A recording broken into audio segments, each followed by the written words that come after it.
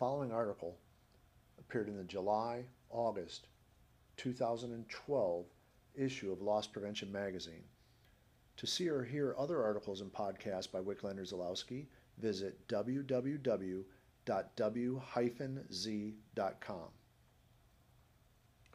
Cross-Cultural Interviewing, Part 2, written by Dave Zulawski, Certified Forensic Interviewer and Certified Fraud Examiner, as well as Shane Sturman, Certified Forensic Interviewer and Certified Protection Professional.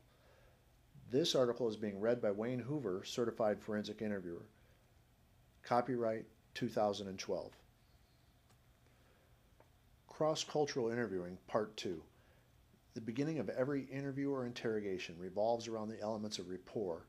Rapport between people is a level of comfort or trust that the other person has your best interests at heart. Effectively, this person cares about me is our conclusion. This is difficult enough when cultures don't clash, but when there are strong cross-cultural differences and language problems, the issues can be exacerbated. There is already a significant difference between the dynamics of an interview or interrogation. Then add into the mix cultural issues, and the simple becomes complex. While researchers differ on the exact time it takes for people to make their first judgment about another, they all agree it is not long. Every human being reads another's verbal and physical behavior and then predicts whether they like or trust the other person.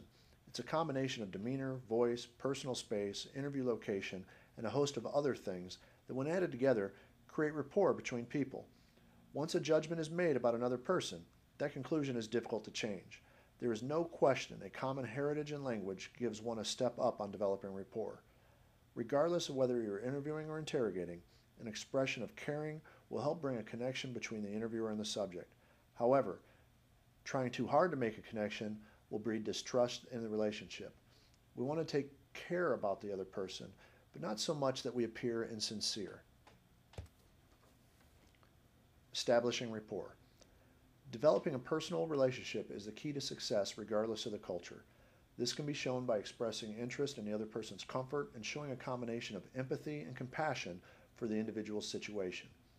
While we face these situations as a regular part of our jobs, we can never forget the person may be frightened, uncertain, and confused, so the interviewer must adjust accordingly to open a dialogue with the individual. While the interviewer has his own agenda, he must give appropriate respect to his subject. Even simple attempts to establish rapport may trigger resistance since the person is looking through his own lens of reality. Someone who has experienced discrimination may see a slight where none was meant because of their personal history. If a person has English as a second language, his poor speech may be interpreted by the English speaker as unintelligent. The interviewer's voice is going to send volumes of information to another person. Striving for a calm, steady speech pattern will go a long way to quiet even those who do not understand the language. People will also have a different interpretation of someone who is speaking a guttural language like German or Arabic, which may sound angry to the unaccustomed listener.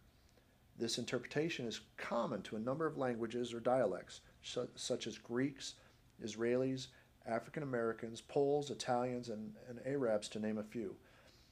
Many of us from the United States are unaccustomed to the emotional speech patterns of our cultures and may misinterpret this for anger.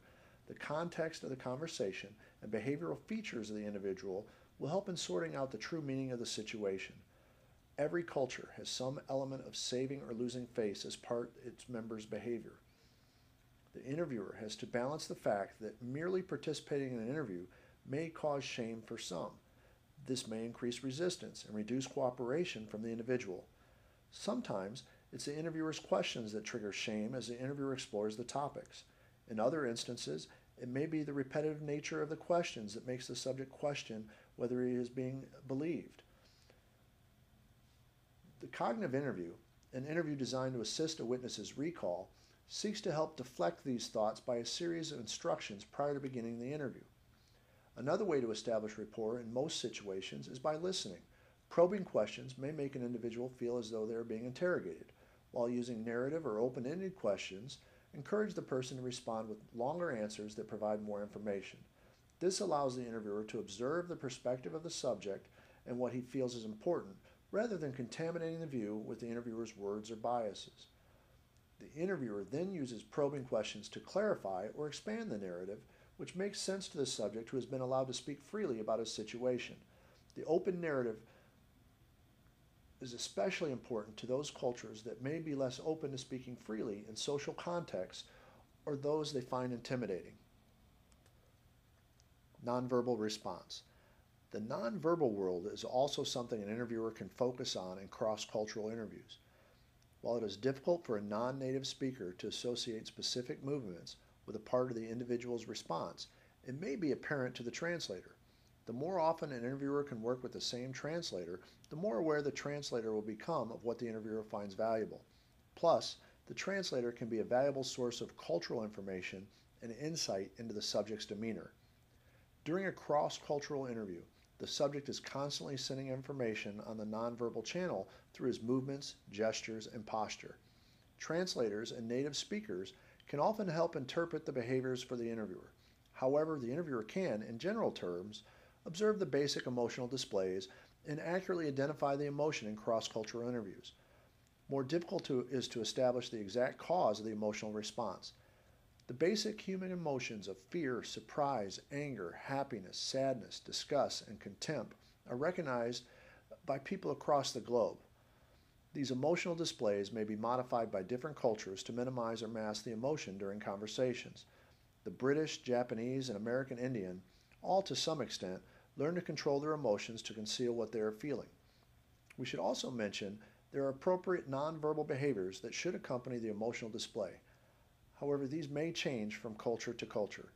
For example, in most of the English-speaking industrialized nations, people will look down, talk slowly, frown, and avert their eyes when delivering bad news. In contrast, the Japanese may smile as they form another of the problem and may do the same when they are regretful or ashamed. This is the cultural way the Japanese express regret. While the basic emotions are cross-culturally recognizable, there are differences in how much people move their faces and brows. The more stoic expressions come from the Asian cultures, such as Chinese, Japanese, Koreans, who avoid extremes of behavior, including the basic emotions. Too many Western cultures who are unfamiliar with the Asian expressions, this lack of facial effect leaves an impression of deception or non-cooperation, which may be totally incorrect. A strong contrast to the Asians is the Middle East, African Americans, Latinos, and Jews. These groups often express themselves with stronger emotional displays, such as weeping, flailing arms, deep breathing, or calling out to God when expressing anguish or suffering. One can imagine the strong behavioral cultural differences of how the loss of a loved one may be expressed in these opposite cultural settings. These cultural norms may also lead to concealing how much something hurts them physically or emotionally. The expression of pain is seen as a sign of weakness in many Asian cultures. While Puerto Ricans and Dominicans may loudly express their feelings of pain, Arabs and Middle Easterners may loudly call out for God's help while covering their face with their hands in response to pain or bad news. To those unfamiliar with these cultures, it may seem overly dramatic and even phony. Physical touching. Cultures may also differ in how much they touch and what it means when they do. The dominant groups in the United States, United Kingdom, and Canada tend to touch much less than other cultures, such as the Slavic, who hug, kiss, embrace, and shower verbal endearments on those that they care about. Another example, touching someone on the shoulder to give comfort, as done here in the United States, would be insulting in the Middle East or Asia.